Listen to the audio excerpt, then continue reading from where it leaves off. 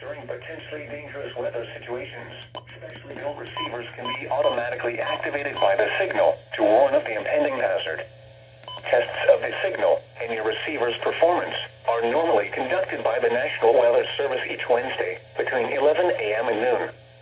If there is a threat of severe weather, the test will be postponed to the next available good weather day. Reception of this broadcast, and especially the warning alarm tone, will vary at any given location. This variability, normally more noticeable at greater distances from the transmitter, can occur even though you are using a good quality receiver in good working order. This concludes the weekly test of the new weather radio all hazards warning alarm device.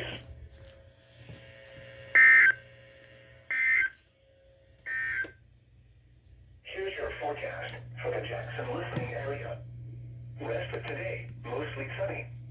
A chance of showers and thunderstorms this afternoon. Highs in the lower 90s. South winds 10 to 15 miles per hour.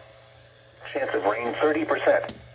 Tonight, partly cloudy with a chance of showers and thunderstorms in the evening, then mostly